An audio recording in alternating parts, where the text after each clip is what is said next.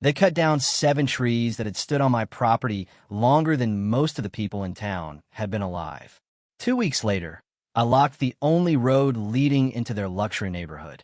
If that sounds petty, stick around, because by the end of this story, I'm still not completely sure whether I was defending my property or feeding a grudge that had been building for years. My name is Grant Holloway, and this happened just outside a small town in western Tennessee, in a valley where everybody pretends to mind their own business while secretly knowing exactly what everyone else is doing. The morning everything started felt painfully ordinary. I was sitting at my desk in the maintenance office of a manufacturing plant, halfway through a cold roast beef sandwich, trying to avoid a spreadsheet that seemed determined to ruin my day. Then my younger sister, Brooke, called. Now Brooke and I talk often, but not during work hours. If she calls before 5 o'clock, something is wrong. I answered and said, "What's going on?" For a second, I didn't hear anything except wind. Then I heard her breathing. Not crying, not panicking, just that strange breathing people do when they're trying very hard not to panic. "Grant," she said, "you need to come home." I sat up immediately. "What happened?" "Just come home." "Brooke, please." That one word was enough. I grabbed my keys, told my supervisor there was a family emergency, and headed out before he could ask questions. The drive home normally took about 35 minutes. That day felt like 3 hours. You know how sometimes you can feel something is wrong before you actually see it? Like when you walk into your house and instantly know somebody moved the furniture. That's how it felt when I turned onto Old Creek Road. Something was missing. Something important. Then I saw it. 7 massive oak trees that lined the western edge of my property were gone. Not damaged. Not trimmed. Gone. Just 7 fresh stumps sitting in the dirt like somebody had erased 40 years of history with a chainsaw. I pulled onto the shoulder so hard I nearly slid into a ditch. My chest felt hollow. Those trees weren't just trees. My grandfather planted the first 4 when my dad was a teenager. The others came years later. Every birthday party, every family cookout, every Thanksgiving football game in the backyard happened under those branches. When my father died, I sat beneath those trees alone for hours because it was the only place that felt quiet enough to think. Now they were gone. I got out of my truck and walked toward the stumps. Fresh sawdust still covered the ground. The cuts were clean. Professional. Whoever did it knew exactly what they were doing. Brooke was standing near the fence line with her arms folded. The second she saw me, she shook her head. I tried to stop them. "You still there?" "What do you mean you try to stop them?" She pointed toward the ridge above my property. "You know that fancy subdivision up there?" I knew exactly which one. Ridgeview Summit. Huge homes. Perfect lawns. The kind of neighborhood where every mailbox looked like it cost more than my first car. Brooke explained that 2 trucks showed up around 10 that morning. Tree service company. Hard hats. Safety vests. Chainsaws. She walked over and asked what they were doing.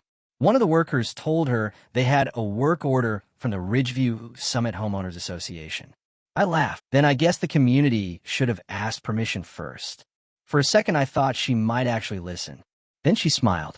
That same smile. The one that always showed up right before she said something ridiculous. "You won't do anything." I remember that sentence clearly because it turned out to be the biggest mistake she made. Not the trespassing. Not the assumptions. Not even the wedding itself. It was believing I wouldn't act. I didn't argue anymore. I just pulled out my phone and started recording. The workers. The decorations. The vehicles. The holes they dug. The cables running through my pasture. Everything. Vanessa noticed. "What are you doing?" "Creating memories." She rolled her eyes and walked away. That evening I drove into town. The sun was setting behind the hills, and the entire situation felt surreal. Part of me kept expecting somebody to call and apologize. Nobody did. Instead, I stopped by the county records office. Now, the woman who worked there, Martha, had known my family forever. When I explained why I needed the property maps, she nearly dropped her coffee. She did what? That's what I'm trying to tell you. Martha printed every parcel map she could find. Boundary records, survey documents, ownership history, everything. By the time I left, I had enough paperwork to stop a bullet. Next stop was Sheriff Daniel Brooks. Daniel and I weren't close friends exactly, but we'd known each other for years. He listened quietly while I explained the situation. Then he leaned back in his chair. Vanessa Holloway. Unfortunately. He rubbed his forehead. She's been keeping my deputies busy for years. That didn't surprise me. What are my options? Legally? Legally. He shrugged. It's your land. That's what I thought. You can remove people from it, even if they're having a wedding. Daniel laughed. A wedding doesn't create property rights. That answer was all I needed. I drove home feeling calmer than I had all day. Not because the problem was solved, because I finally understood something. I wasn't trapped. Vanessa had convinced herself she was operating from a position of strength. In reality, she was standing on very thin ice. The moment somebody challenged her assumptions, the whole thing could collapse. When I got back to the ranch, the wedding venue was glowing in the darkness. Strings of lights hung from poles. Music played softly through speakers. Workers were still making adjustments. It looked beautiful. Honestly, it did, which somehow made the whole thing even more insulting. I sat on my porch with my dog Cooper beside me and watched them work. After a while, Cooper rested his head on my boot. I scratched behind his ears. You know what's funny, buddy? He looked at me. I would have probably said yes if she'd asked. And that was true. Maybe not for free. Maybe not without conditions. But if Vanessa had come to me like a normal human being and explained that her daughter wanted a wedding with mountain views and open fields, I probably would have worked something out. Instead, she chose arrogance. People underestimate how expensive arrogance can become. Around 10 o'clock that night, I walked into my equipment barn. Moonlight filtered through the old wooden slats. The smell of hay and diesel filled the air. My tractor sat exactly where I'd left it. Behind it was something even more interesting.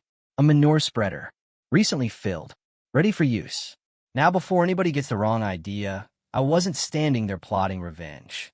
At least not yet. I was just looking, thinking, considering options. The next morning I woke before sunrise. Not because of an alarm, because my brain wouldn't shut off. I stepped onto the porch and looked toward the wedding site. The fog sat low across the pasture. Everything was quiet, almost peaceful. Then I noticed something. Nobody had removed a single thing. Not one chair, not one table, not one decoration. Vanessa hadn't taken my warning seriously. She genuinely believed she could force reality to agree with her. That realization changed everything. I poured myself another cup of coffee and watched the sun begin climbing over the horizon. The golden light spread across the field, across the tents, across the expensive decorations, across every square inch of property that belonged to me. And suddenly I stopped feeling angry. I started feeling certain. There's a huge difference. Angry people make mistakes. Certain people make decisions. I finished my coffee, walked to the barn, started the tractor. The engine roared to life with that familiar deep rumble I've heard since I was a kid. Cooper followed me outside. The old dog seemed unusually interested in where I was going. Maybe he sensed something. Maybe he was just being a dog. Either way, he trotted alongside the fence while I drove toward the field. The closer I got, the more absurd everything looked. Rows of white chairs, fresh flowers, elegant table settings, crystal glassware, thousands and thousands of dollars sitting on land the organizers didn't own. I stopped at the edge of the venue, killed the engine, and sat there for a moment. Not because I was hesitating, because I was thinking about consequences. That's something people rarely talk about. Standing up for yourself sounds simple until you're actually faced with the choice. Part of me wanted to walk away. Part of me wanted to avoid the conflict. Part of me wanted somebody else to solve the problem. But boundaries don't protect themselves.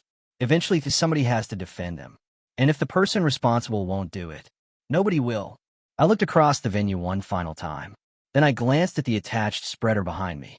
The same equipment I used every year. The same equipment currently loaded with several tons of very natural fertilizer. At that exact moment, a catering van appeared at the far end of the access road. More people were arriving. The wedding day had officially begun. I took a slow breath, put my hand on the control lever, and finally made my decision. Because if Vanessa wanted to treat my ranch like a working farm one day and community property the next, then maybe it was time to remind everybody exactly what a working farm really looked like. And trust me, the next 30 minutes will become local legend. The funny thing about consequences is they usually arrive looking a lot different than people expect. I eased the tractor forward. Slow, steady, no ruse, no drama. Just a rancher doing ranch work on ranch land. The spreader rattled behind me as I rolled toward the first row of chairs. The morning sun was just breaking over the hills, turning everything gold. For a brief second, the venue looked like something out of a movie. Then reality showed up. I reached for the lever, pulled it, and the world changed. The machine came alive with a roar. A thick wave of fertilizer launched into the air and landed directly across the near section of white chairs. The effect was immediate. White fabric turned brown. Fresh flowers disappeared beneath splatters. Tablecloths sagged. Centerpieces collapsed. I kept driving. Slow circles. Methodical. Deliberate. Every pass transformed another section of the venue from luxury wedding destination back into what it had always been, a working ranch. The smell arrived seconds later. Now, if you've never spent time around livestock, it's difficult to explain. Farm fertilizer isn't subtle. It doesn't politely introduce itself. It kicks down the front door and announces its presence to the entire county. By the time I finished, the venue looked like a battlefield between Pinterest and agriculture. I parked the tractor, shut off the engine, and climbed down. The silence afterward was almost beautiful. I walked over to the wedding sign. Welcome to the Holloway wedding. I stared at it for a moment. Then I stuck a smaller handwritten sign beneath it. Private property. Permission matters. That felt appropriate. I snapped photographs from every angle. The decorations, the field, the boundary markers. Everything. Then I returned to my porch with a fresh cup of coffee and waited. The first victims weren't the wedding guests. They were the caterers. A delivery truck pulled into the field. 2 workers stepped out smiling. Then the smell hit. One guy froze. The other guy physically staggered backward. They looked at each other, looked at the venue again, then climbed back into the truck and left without unloading a single item. I nearly spilled my coffee laughing. The florist arrived next. Same reaction. Then the photographer. Then the DJ. By 8:30, the parade of confusion had become genuinely entertaining. And then came the main event. A line of luxury vehicles appeared at the end of the road. The bridal party, the guests, the family, and leading the convoy like a queen arriving at her coronation, Vanessa. Her SUV stopped near the entrance. She stepped out wearing a designer dress and an expression of absolute confidence. For approximately 4 seconds. Then the wind shifted. I watched her face change. First confusion, then concern, then horror. The bride climbed out behind her. A beautiful young woman who, to be fair, had done absolutely nothing wrong in this story. She took one look at the field and burst into tears. The groom stepped out. He said something I won't repeat on YouTube. Vanessa spun in circles, trying to process what she was seeing. Then her eyes found me, sitting peacefully on my porch, coffee in hand, watching. She started marching across the pasture. Unfortunately for her, expensive shoes and ranch land have never gotten along. Halfway there, one heel sank into the ground. She stumbled, recovered, and kept coming. You did this. I took another sip. Morning, Vanessa. You destroyed my daughter's wedding. No, I shook my head. I fertilized my field. For a second, I thought steam might actually come out of her ears. Guests were gathering nearby now, watching, listening, whispering. Vanessa pointed toward the ruined venue. Do you have any idea how much money this cost? Do you have any idea how much land costs? That one landed. I could see it. Her face tightened. The crowd got quieter. Then she made her biggest mistake of the entire morning. She started threatening lawsuits, police, arrests, criminal charges, the whole performance. I listened patiently. Then I pulled out my phone. Would you like to hear something interesting? Without waiting for an answer, I pressed play. Her voice filled the air, clear as day. This area is basically community space. It's not like you're using it today. The crowd went silent. Nobody said a word. You could practically hear people recalculating their opinions in real time. That's when another vehicle arrived. Sheriff Daniel Brooks. He stepped out, looked at the venue, looked at Vanessa, looked at me, then looked back at the venue. His expression did something very interesting. It twitched, like he was trying extremely hard not to laugh. Vanessa practically sprinted toward him. He ruined everything. Daniel nodded slowly. I can see that. Arrest him. For what? She blinked. What do you mean for what? Daniel folded his arms. Ma'am, whose property is this? She didn't answer. Mom. Her silence answered for her.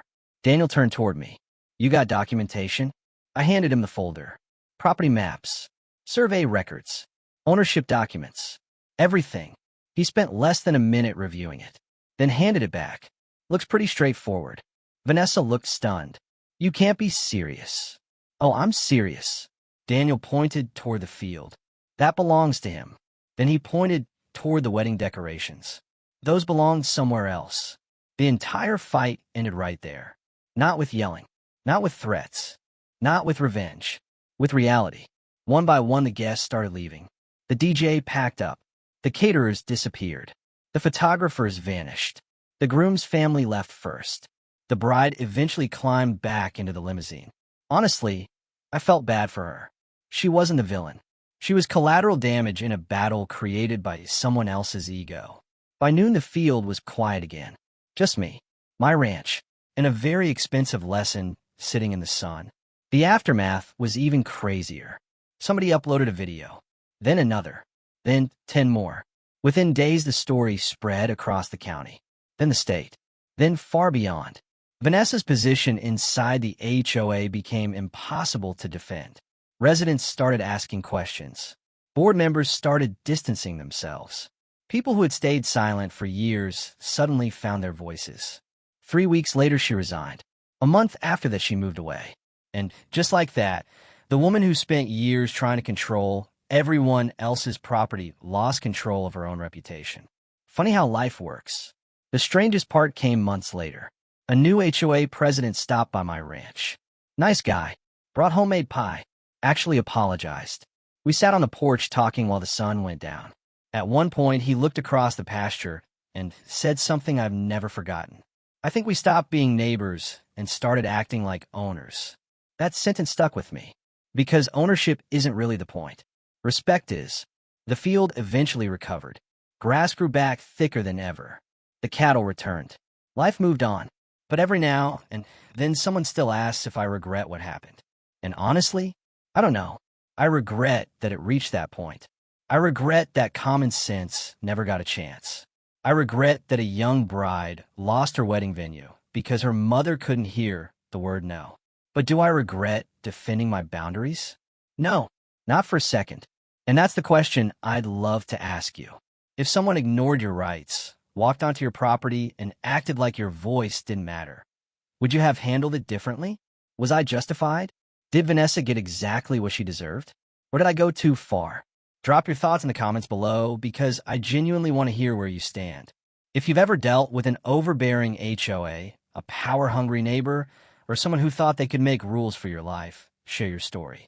And if you enjoyed this one, don't forget to like, subscribe, and stick around for the next story. Because out here, the fences aren't always the only things separating people from trouble.